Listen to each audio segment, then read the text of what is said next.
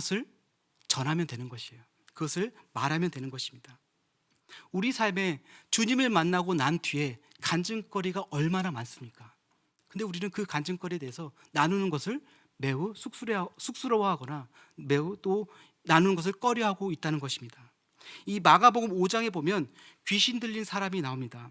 예수님을 만나서 자유케 되는, 고침을 받는 장면이 나오는데, 거라사인의 지방에서 예수님이 귀신 들린 자를 만나서 고쳐줍니다.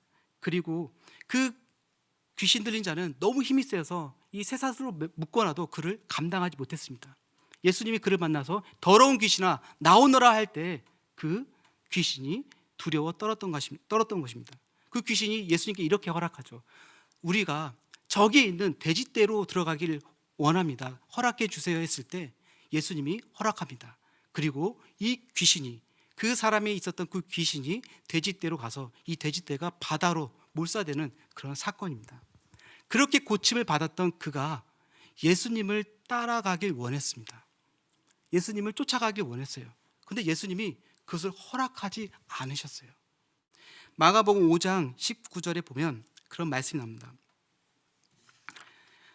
18절부터 제가 읽겠습니다. 예수께서 배에 오르실 때 귀신 들렸던 사람이 함께 있기를 간구하였으나 19절 허락하지 아니하시고 그에게 이르시되 집으로 돌아가 주께서 내게 어떻게 큰 일을 행하사 너를 불쌍히 여기신 것을 내 가족에게 알리라 하시니, 예수님이 너를 어떻게 여겼는지, 어떻게 불쌍히 여겼는지, 그리고 너를 어떻게 고쳐주셨는지, 주님이 어떻게 행하셨는지에 대해서 먼저 가족에게 알리라라고 그 귀신 들린 자, 고침받은 자에게 예수님이 말했던 것입니다.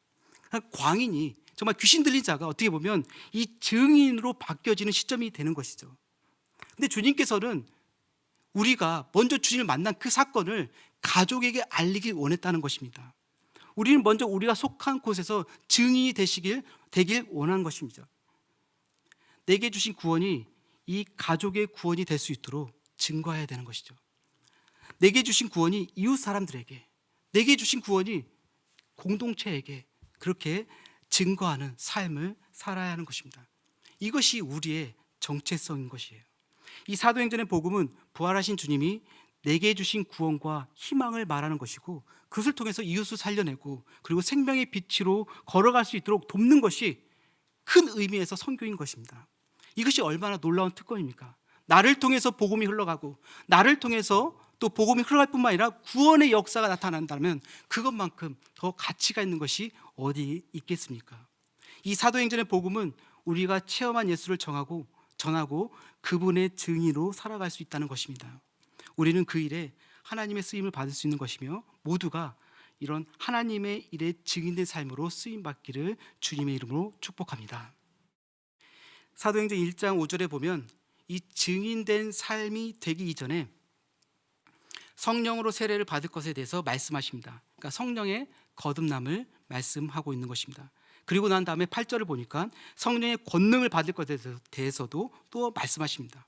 그러니까 성령 세례는 성도가 이 성령 안에서 그리스도와 함께 죽고 새 생명으로 거듭나는 것을 가리킨다고 한다면, 이 성령의 충만함은 단번에 이루어지는 것이 아니라 성령께서 내주야 하시도록 계속적으로 기도하며 또 사모하는, 그럴 때 성령의 능력이 나타난다는 것입니다. 영적인 능력이 나타난다는 것입니다. 다시 말해 새 신자가 거듭날 때 이 생명을 받는다면 이 성령의 충만함을 받을 때 이 능력과 은사를 받게 된다는 것입니다. 우리가 기억해야 할 것이 바로 이것입니다. 우리는 단번에 일어나는 이 성령의 세례에서 성령의 능력으로 충만함을 입는 것이 너무나 중요합니다. 성령의 권능을 받아야만 이 믿음으로 충만하게 되어서 온전한 성도로 살아갈 수 있기 때문에 그렇습니다.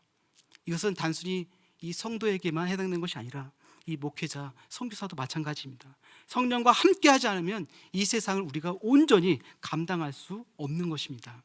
성령과 함께하지 않으면 우리가 사탄 마귀를 이길 수 없는 것이고, 성령이 없으면 우리는 마귀의 종노릇밖에 할 수 없는 그런 연약한 존재인 것입니다. 여러분, 이 고린도 교회를 보시면 알 수 있습니다.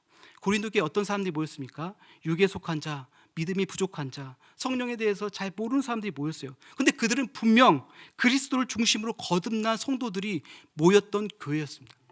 그럼에도 불구하고 이런 나약함과 누추함과 부족함들이 드러났다는 것입니다. 심지어는 음란과 또 부도덕함이 노출이 되어서 이방인들의 조롱거리가 되기도 했습니다. 교회라고 부르기에는 민망한 모습들이 여기저기에 드러나 있었던 것이죠. 어찌 보면 오늘날 우리에게 일어나는 이 한국교회의 현실과도 비슷하기도 합니다.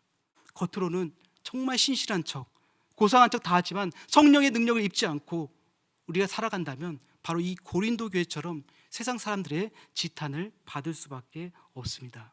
우리가 성령의 능력으로 충만함을 입어야 합니다. 증인된 삶으로서 이 복음의 능력이 나타나기까지 성령의 능력을 우리는 입어야 하는 것입니다. 어떻게 보면 그것이 진짜 복음입니다. 이 복음은 나 혼자 이룰 수 없는 것들이죠. 내가 애쓴다고 해서, 내가 수고한다고, 내가 결단한다고 해서 되는 것이 아니라 성령의 능력으로, 성령의 충만함을 입고 또 충만함을 입을 때 우리에게 맡겨진 그러한 소명들, 이 복음의 소명들을 감당할 수 있는 것입니다.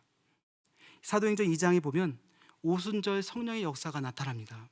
이 120명의 제자들이 두려움 가운데 이 마가의 다락방에 모였습니다. 성령을 기다리며 기도하다가 정말 하나님께서 역사하셔서 성령을 체험합니다. 이 성령 세례와 성령의 능력들이 덧입는 그런 사건이었습니다. 어떤 사람은 은사를 받기도 하고 어떤 사람은 또 방언을 말하기도 하고 또 불의 혀같이 갈라지는 것처럼 그런 현상들을 나타내는 그런 초대교회 역사들이 많이 드러났습니다. 이 사람마다 이런 성령의 체험과 은사의 체험은 다 다르지만 이들이 성령을 받고 공통적으로 행한 것이 있습니다. 그것이 바로 성령 받은 자의 특징이기도 합니다. 사도행전 4장 31절을 보겠습니다. 또 다 같이 읽기를 원합니다. 빌기를 다음에 모인 곳이 진동하더니 무리가 다 성령이 충만하여 담대히 하나님의 말씀을 전하니라. 아멘. 이 사도들이 박해를 받는 위기 상황 속에서도 전심으로 기도하며 나아갔을 때 성령의 충만함을 입었습니다. 그리고 그 성령의 충만함으로 하나님의 말씀을 담대하게 전했다라고 기록하고 있는 것이죠. 성령의 충만함을 입었다라는 증거 중에 하나가 바로 이 복음, 말씀, 이것을 나누고 싶은 것이에요. 그런 마음이 우리 안에 간절히 있어야 한다는 것입니다. 제가 대학생 때 집회를 통해서 많은 은혜를 받았습니다. 성령의 체험도 경험했습니다. 그러니까 그것을 빨리 내가 맡고 있는 이 중고등부 학생들에게 나누고 싶어져서 정말 그때 생각하면 너무 견딜 수가 없더라고요. 그래서 이 집회가 끝나자마자 교회로 달려가서 그들을 기다렸던 것이 기억이 납니다. 제 안에 성령의 능력이 사라질 때마다, 없어질 때마다 그때를 기억하면서 다시금 주님 앞에 나와 기도하면서 또 그분의 역사하심을 구하는 것입니다. 혹시 우리에게 이 일이 머나먼 옛날의 일처럼 느껴지고 있다고 한다면 다시금 이곳에서 성령의 능력을 덧입혀서 그 하나님이 우리에게 주신 그 소명, 그 복음의 소명을 감당할 수 있기를 바랍니다. 그 결과로 어떤 일이 일어났습니까? 그것에 모인 초대교회 사람들은 복음이 필요한 곳에 흩어지기 시작했습니다. 처음에는 마가의 다락방에서 두렵고 떨며 있다가 성령을 체험하고 난 다음에 담대히 복음을 전하고 복음이 필요한 곳으로 흩어졌다는 것입니다. 예루살렘에서 유대로, 사마리아로, 또 로마로, 유럽과 아시아로 그 복음이 흩어졌습니다. 그 복음이 또 한국 땅으로 들어왔고 또 그리고 그 온 열방으로 흩어져 가고 있는 것입니다. 이 사도행전의 역사는 아직 끝이 나지 않았습니다. 계속 이어지고 있습니다. 그래서 우리 사도행전을 성년행전 또는 이 선교행전이라고 불리고 있습니다. 아직도 그 선교는 이어져야 되고 성령은 계속적으로 퍼져가야 한다는 것입니다. 그래서 복음이 필요한 곳에 가야 한다는 것입니다. 한번 사진을 보겠습니다. 저 미얀마 사진인데요. 저는 이 사진을 볼 때마다 감격이 있습니다. 흥분된 마음이 있습니다. 하나님이 이 미얀마를 통해서 이 복음이 흘러갈 것을 보게 되는 것입니다. 미얀마 이 접경 구역에는 이 태국과 라오스와 또 이 중국과 인도와 그리고 방글라데시가 있습니다. 어마어마한 나라들이 이 미얀마를 중심으로 퍼져 있습니다. 그리고 이 미얀마 안에는 70%가 버마족입니다. 그리고 30%는 소수 종족으로 연합된 그런 나라입니다.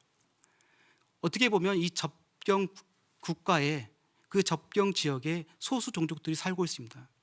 중국과 붙어져 있는 접경 구역에는 이 중국말을 할 수도 있고 또 중국의 문화를 가지고 있는 그런 미얀마 사람들이 거주하고 있는 것이죠. 그들이 이미 준비되어 있습니다. 복음으로 그들이 복음화가 된다면 그들은 언제든지 중국 땅으로 그 복음을 들고 갈 수 있다는 것입니다. 또 인도도 마찬가지고 방글라데시도 마찬가지고 라오스도 마찬가지입니다. 우리가 좀 믿음의 눈으로 바라보면서 미얀마를 통해 주변의 나라로 이 복음이 흘러갈 수 있도록 우리가 기도하며 축복하기를 원합니다. 앞으로 오실 예수님 우리가 기다리면서 이 땅끝까지 복음의 전령으로 우리는 준비해야 할 것입니다. 그러기 위해서는 먼저 이곳에 임하시는 성령을 우리가 체험하면서 또한 복음의 증인으로서 훈련되어져야 할 것입니다. 마지막 이 추수의 장이 되었을 때 하나님이 우리에게 기회가 주어졌을 때 하나님 앞에서 충성스럽게 저와 여러분이 쓰임받는 자가 되기를 다시 한번 주님의 이름으로 축복합니다. 하나님으로부터 부어주시는 놀라운 성령의 능력이 임하게 될 것입니다. 기도하겠습니다. 하나님 아버지 감사합니다.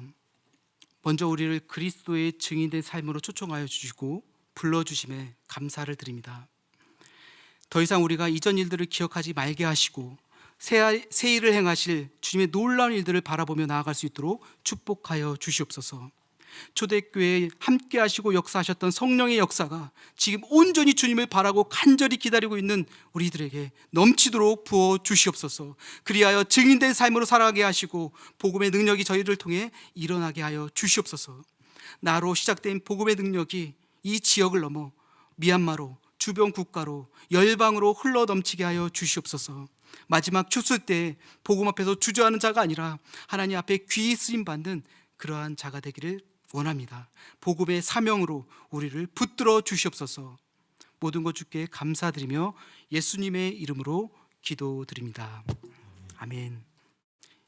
이 시간 찬송가 288장 찬양 드리겠습니다.